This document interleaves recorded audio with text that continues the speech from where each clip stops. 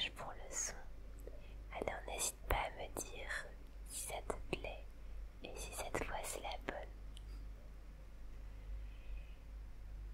Je te laisse quelques instants pour vérifier que tu as bien activé tes réveils pour demain et que la lecture automatique des vidéos est bien désactivée.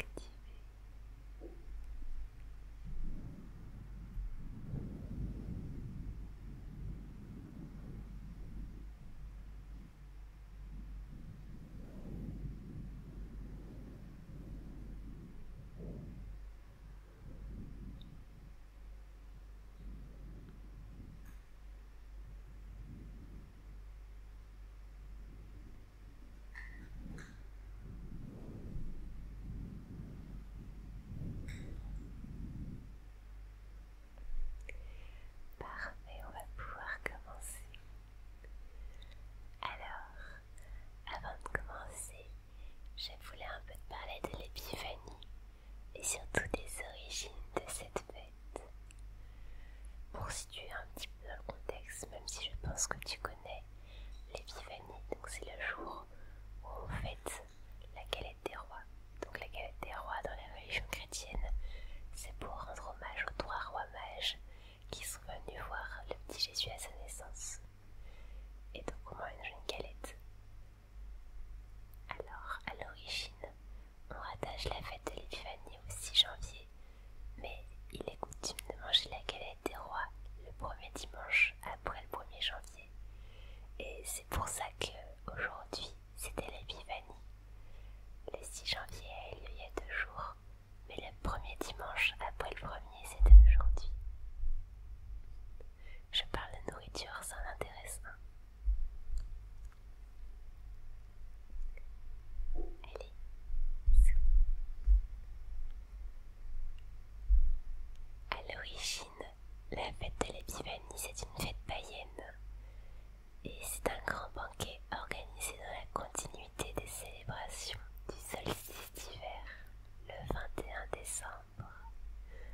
À cette occasion, on célèbre le retour du soleil, car comme tu le sais, c'est à partir du solstice d'hiver que les jours commencent à rallonger progressivement.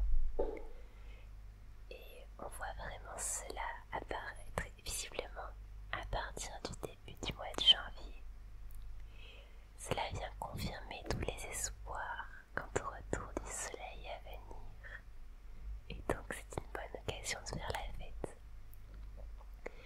Il n'y a pas vraiment de date précise, même si on note quand même que c'est à partir du 5, 6 voire 7 janvier que le soleil commence à être plus présent et que les jours se rallongent.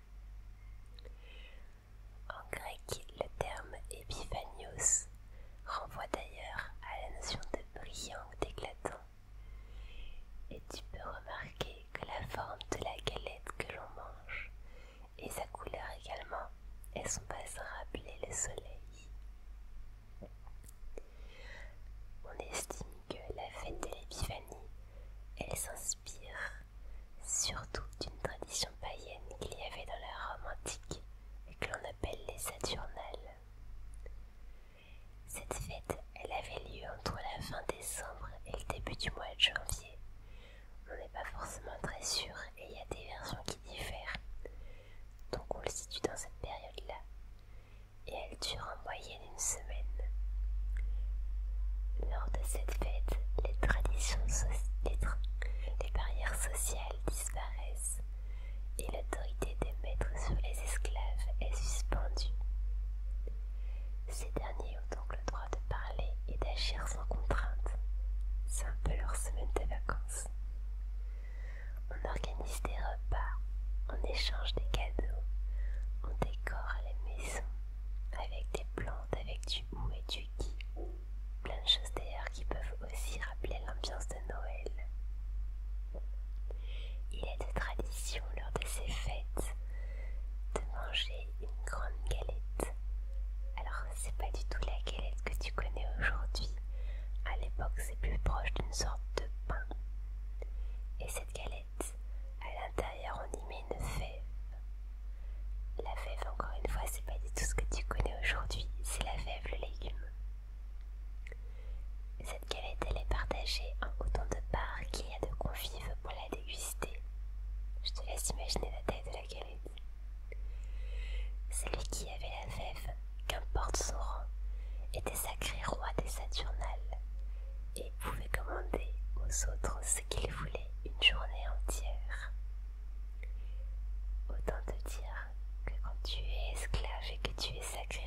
Saturnale, tu vis ta meilleure journée. Après la christianisation, ces fêtes païennes, elles ont disparu au profit de l'épiphanie que l'on connaît actuellement. Donc c'est ce que je t'ai raconté avec la fête qui marque l'arrivée des rois mages auprès de Jésus. Et on a gardé la tradition de manger une galette, parce que je pense que c'est une tradition qui était tellement ancrée dans les mœurs, et que c'est quand même agréable comme tradition, que c'était intéressant de l'incorporer. Alors, la galette, elle a beaucoup évolué avec le temps, mais finalement, celle qu'on connaît, nous, elle est arrivée très tardivement, plutôt, on estime vers la fin 18e, début 19e. Tout comme les petites fèves que l'on connaît maintenant en porcelaine. Mais on raconte déjà que à la fin du XVIIe siècle, il y avait des maisons, et notamment dans la noblesse, où dans les galettes il y avait des petites statuettes en or. Là, il s'agissait de ne pas croquer la fève et d'encore moins de l'avaler. Après, je sais pas si c'est du mythe ou de la réalité, mais je trouve ça beau l'idée de se dire que tu pouvais peut-être tomber sur une fève en or. Avec le temps et la démocratisation du sucre, la galette comme on la connaît a commencé à être partout. Alors, il y a quelque chose que j'aime bien en anecdote sur la galette, c'est qu'au XIVe siècle, on coupait la galette autant de parts qu'il y avait de convives, plus une part. Et cette part supplémentaire, c'était un signe de charité, et elle était offerte aux premiers mendiants qui se présentaient. C'est une tradition qui s'est un peu perdue avec le temps, mais qui montre bien à l'époque toute l'importance qu'avaient les valeurs chrétiennes et du coup cette fête chrétienne. Et une deuxième petite anecdote que j'aime beaucoup. Alors en France, le président actuellement il reçoit une galette chaque année. Cette galette elle a été faite très souvent par Meyer Ouvrier de France, dont la boulangerie a été choisie pour servir du pain toute l'année au président. Autant te dire que c'est un énorme honneur et un très bon tremplin aussi. Seulement cette galette, elle ne possède aucune fève, parce que comme on est en démocratie, il est jugé inapproprié que le président puisse tomber sur la fève et être sacré roi, même si c'est symbolique et que c'est uniquement le temps d'un repas. Et forcément du coup cette tradition elle remonte depuis les premiers présidents, et je trouve ça super cool. Voilà, maintenant que je t'ai un petit peu fait un mini exposé sur la galette, il est temps que je te raconte les deux histoires qu'il y a dans ce livre.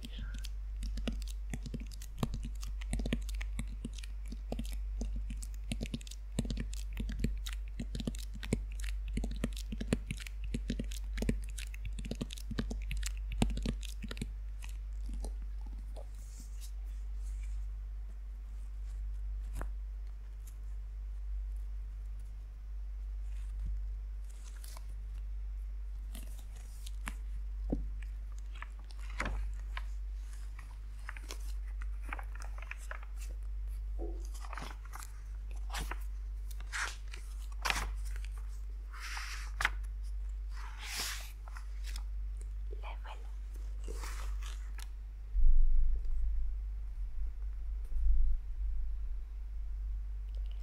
La première histoire que je vais te raconter, tu la connais forcément. C'est l'histoire du petit chaperon rouge de Perrault. Du coup, c'est la vraie histoire. Il était une fois une petite fille du village, la plus éveillée qu'on eût pu voir. Sa mère en était folle, et sa grand-mère plus folle encore. Cette bonne femme lui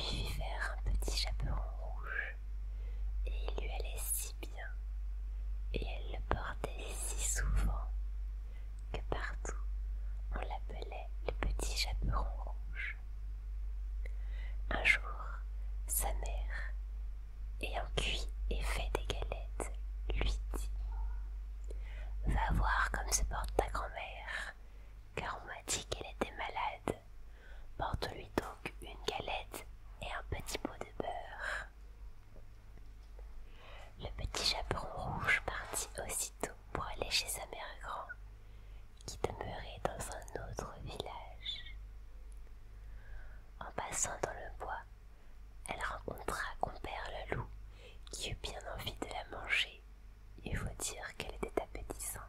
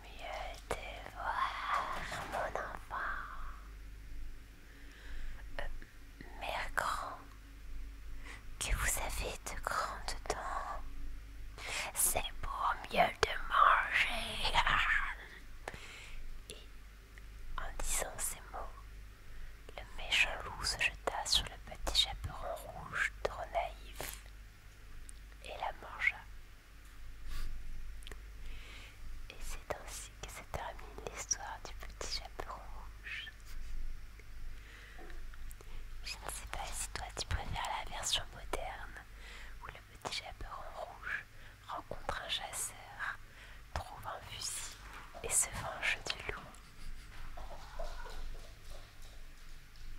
C'est le festival des chats.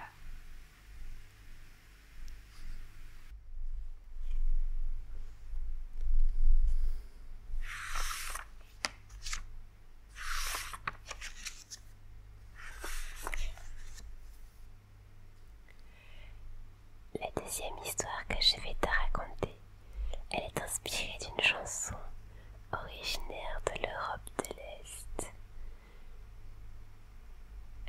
Et elle se nomme Roulegalette. Dans une petite maison, tout près de la forêt, vivait un vieil homme et une vieille femme. Un jour, le vieil homme dit à la vieille femme: j'aimerais bien manger une galette. Et je pourrais t'en faire une, répondit la vieille, si seulement j'avais de la farine. On va bien en trouver un peu, dit le vieil homme. Monte au grenier, balaie le plancher, tu trouveras sûrement des grains de blé. Ah, ça c'est une idée, dit la vieille femme. Elle monta au grenier, balaya le plancher et ramassa les grains de blé. Avec les grains de blé, elle fit de la farine. Et avec cette farine, elle fit une galette. Et puis, elle mit la galette à cuire au four. Et elle attendit patiemment.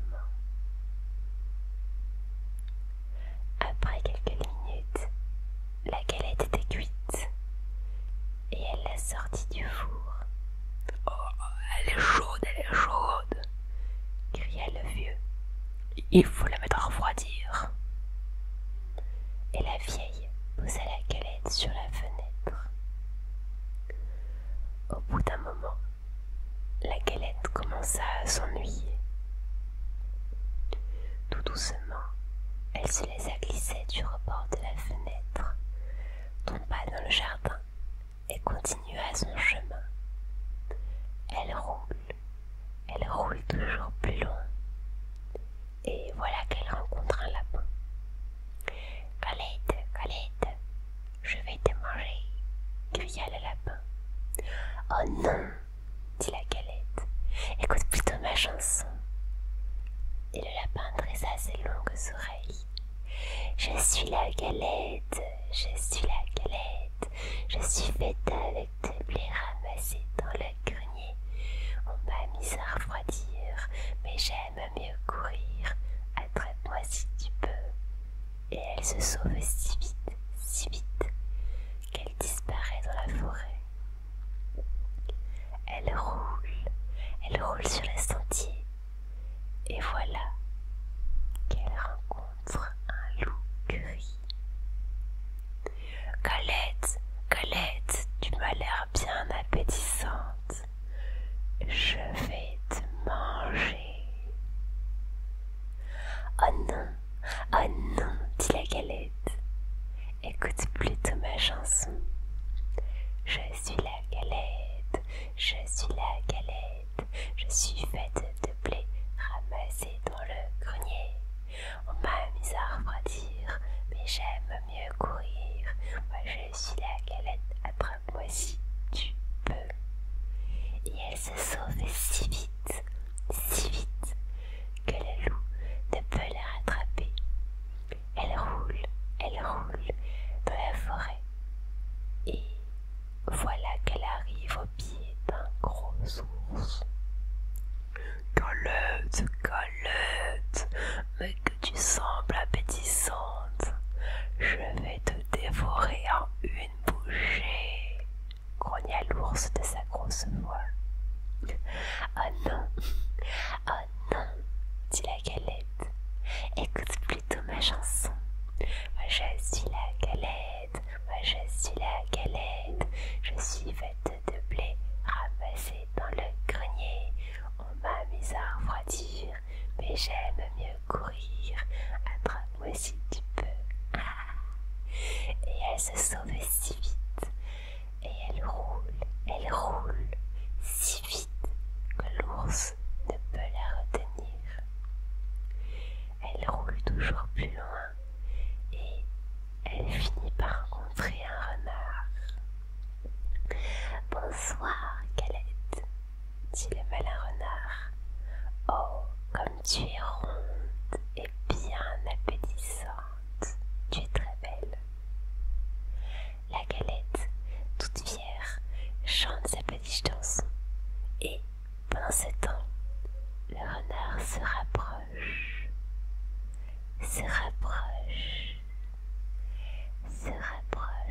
toujours plus. Et quand il est tout près, il lui demande: qu'est-ce que tu chantes là, Galette? Oh, tu sais, moi je suis vieux et je suis un peu sourd, mais tu as une si jolie voix. J'aimerais bien t'entendre. Qu'est-ce que tu chantes? Pour mieux se faire entendre, et parce qu'elle était flattée, la Galette sauta sur le nez du renard, et de cette petite voix, elle commença: moi je suis la Galette, moi je suis la Galette, je suis de fête. Mais miam, le renard ne l'a pas écoutée, il l'a dévorée toute crue, ou plutôt toute cuite. Et voilà, c'était l'histoire, et par la même occasion la chanson de la petite Galette qui roule. J'espère que tu auras aimé cette histoire.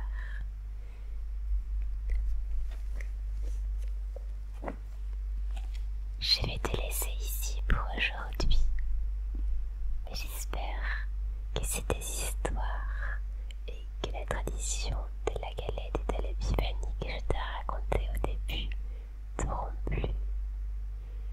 Je te souhaite une excellente nuit et je te retrouve dès mardi. Mais d'ici là, repose-toi bien.